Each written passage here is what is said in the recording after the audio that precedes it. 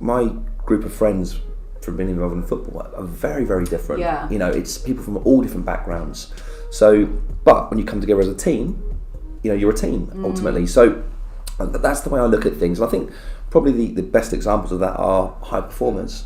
You know, every single month, every single GM will come in with a team analysis, and that team analysis is someone's performance versus how they represent the brand.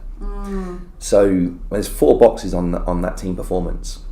So if you're a high performer and you are represent a brand well, then you're put in the promote box. Okay. If you are a high performer and don't present the brand well, it's a case of, we call it a bit of a whipping box. Like, why aren't your brand values there? If you're high performing, why aren't your brand values there? Do we need to do more training with you? Do we need to sit you down and see if everything's okay?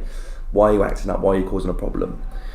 If your brand values are low and your performance is low, obviously there's a challenge there, and we need to address that challenge because you're not performing and your brand values are low. So can we fix the brand part first, which improves performance, or can we not do that? And then you've got the last box, which is brand values. Where are we? Brand values high, performance low, and that is a training issue, right? If someone loves the brand but they're not getting the performance, it's like, okay, what can we do? We love everything about you. Maybe they're in the wrong role. Or maybe they're in the wrong role. Absolutely, yeah. So, but what it does for us is every single month I get to see every single team member on a chart based upon their GM's perception, and we can then work with people. So again, it's not a case of going, well, they're in the bottom left, need to fire them. It's a case, they're in the bottom left. Why are they in the bottom left? Did they have a poor induction? Okay, what are you doing differently as a GM to improve their performance or their brand perception of the brand? What is it that's caused that in the first place? We dig into all of that first before we make any decisions. I think firing from people from a business, I don't think I've ever fired someone from a business that hasn't shook my hand and said it's the right thing, if I'm being honest. I love that you've just said that, because I think, I mean, again, this is just from my experience, but I actually think if it's not right for you as an employer, it's also not right for the candidate or employee. Like, it's just that one of you got there first. Like, if I don't think there's anyone that's ever been fired who was like shocked. 100% agree. It's for, you know, there's the gross misconduct stuff, which is just very different. Separate. It's very, very different. And, you know, even those times there, you kind of look at someone and you go, oh, come on, and they go, oh no, I'm sorry. You know, and you're still friends with them 10 years later. Like, it's different. It's not personal. The business stuff, you know, if it's not working for somebody, let's just say it's a sales role, okay, and they're not performing. You know, I say to my HR and training team, it's our responsibility to make this work. We recruit this person, right? You don't just give up on someone, so we need to make this work.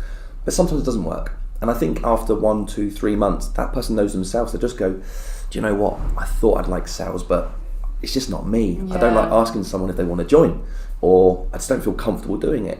In which case, there's other options in the business. We don't just go, okay, we'll part ways. Well, how about front of house? How about you learn the brand in a bit more detail, understand the brand first? You know, there's the fitness route you want to go down. We put all of our staff through fitness training if they want. So there's other routes first, and obviously, you know, after that, it's usually a resignation rather than a firing, because people go, actually, it's not right for me either.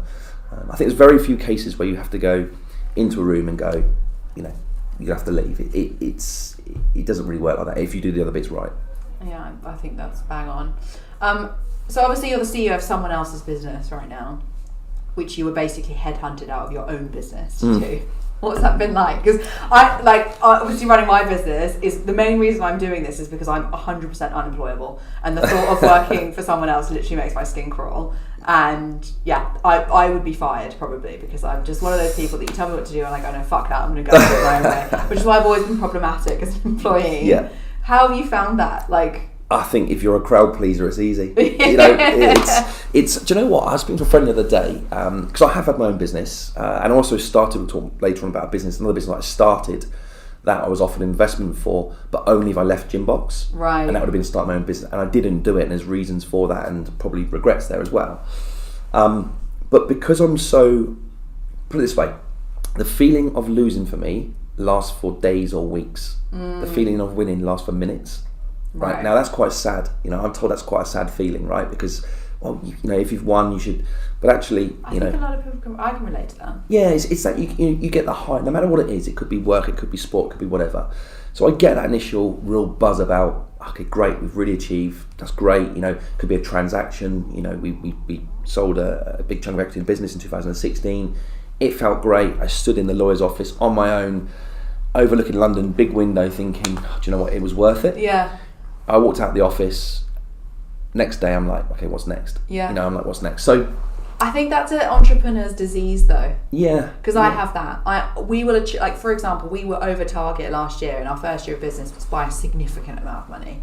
And I never thought we would. Like, I just started Klowt to pay my bills, right? I never thought that this would be a thing. And it was very much a case of like, look how well we did, and everyone was like, this is awesome. And I was like, right, what's next? Yeah. Like, and I think it is a disease, because like you've said, that is very sad that you don't take time to celebrate the stuff you've done well, but you will, I certainly feel, sometimes wallow in the stuff that went wrong and almost like overanalyze it to a point where it's no longer productive. Yeah, 100%. I've got way better at it. Don't get me wrong, you know, I think 10 years ago I would have, you know, really self-analysed, you know, the performance or whatever it might be. I've got better at it. I still do it. You know, I still hate losing. I'm a bad loser, you know, at anything I'm a bad loser. But I think you have to get perspective on it. You have to look at the reasons why. It's like earlier, everything's fixable. So you can look at the reasons why and go, okay, what can we do differently to improve that? But the feeling of winning, as I say, you know, it is strange. I mean, maybe you'll know better than me on this. Is it entrepreneur? So you've got entrepreneur and entrepreneur. Yeah. Maybe I'm a mix of both, right? I've had my own business. I've had a business that I launched. I spent a fair bit of money on that I then just canned because I was like, actually, you know what? Gymbox is my focus. Yeah. But probably working from someone else. So Richard, the founder of Gymbox, great guy. He's still non-exec now. We're probably more friends than anything now, like, because we go to football together, we socialise together. I've known him for 12 years. He's a brilliant advertising man, okay? But he's also great in knowing his strengths and his weaknesses. So when Richard brought me in, he said, actually, do you know what? You're better at sales, you're better at people, you're better at getting a result out of people, so come on board. I kind of just grabbed the role of CEO, to be honest, because I started as sales director, and I looked after marketing as well. He looked after the creative, him and David looked after the creative side of marketing, I looked after the operational side of marketing. So they looked after, you know, the look, the feel. I looked after how do we get it out there. Execution, absolutely. I then was in clubs every day. So I was like, okay, this isn't quite right, or that's not quite right, or why aren't we doing this? So I picked up operations. So suddenly I was doing sales, execution, and operations. When it came for time for Richard to look at an exit, he just said to me, like, you're a natural progression. You're doing everything. You just grabbed. You didn't talk about it. You didn't ask for a pay rise. You just did it. So when it came to him looking at success, he was like, well, he's already doing the role. Really, the bit that he doesn't know at the moment is property. Doesn't know leasing. Doesn't. So in 2014, I took the role as MD. I've been in business for 4 years at that stage, and then for the next 2 years, I learned everything that I didn't already know. So I spent time looking at new sites. I spent time looking at financing, raising money, all of these things that you need to know in the business, but you have to learn somewhere. Spent 2 years doing that. We made a transaction in 2016, and then I took the role as CEO. So I'd already kind of been doing it. Like CEO in training. Yeah, it's exactly that. And I think that's great because, you know, when I exit the business, there'll be someone probably that I'll be looking to grooming. Yeah, absolutely. I love that. That's amazing.